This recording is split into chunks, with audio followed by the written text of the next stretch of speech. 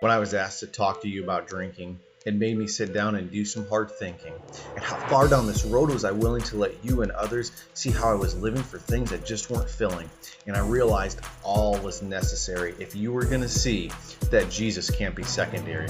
So I'll start from the Genesis. As I start to walk down a road that is motionless, that is founded by a life that was directionless, that didn't care about God's benevolence and showed no real signs of intelligence.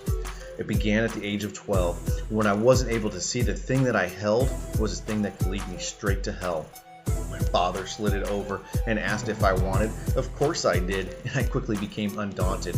I was going to live my life for myself, and then I took another one off the shelf. And walking down the halls of my school, I didn't realize that God had saw me as such a fool, and I agreed to bring drinks for my friends, and we would drink and the fun would never end.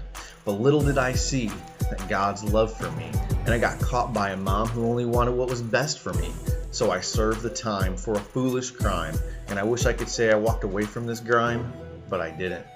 And life to me seemed hazy, and I was only chasing things that made my soul crazy, not knowing that Jesus had paid for us all, and hearing his message of love and how he'd come down to save us from our fall did little for me to place my trust in the Savior who came down and bled and didn't even change my behavior.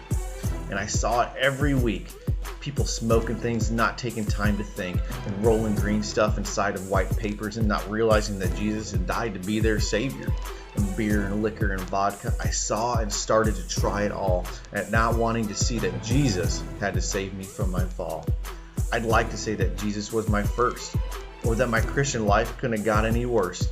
But when I got to college, all I did was expand my knowledge, and my knowledge of living a life without Christ, a life that was only living things that were full of vice.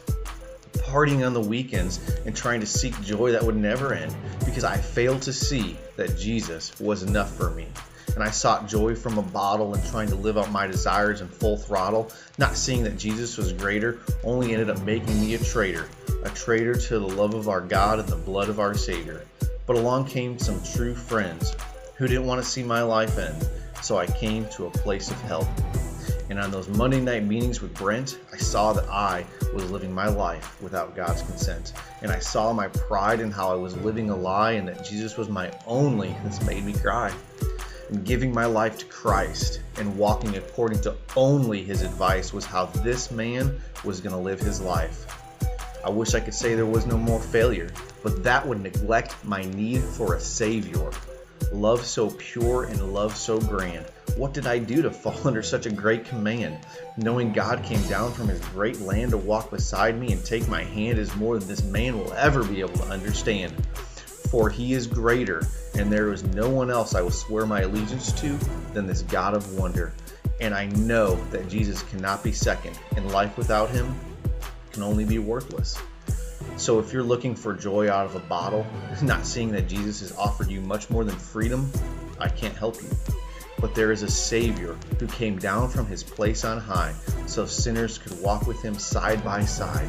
For he is greater, and I will find my joy in no other than Jesus, my Savior.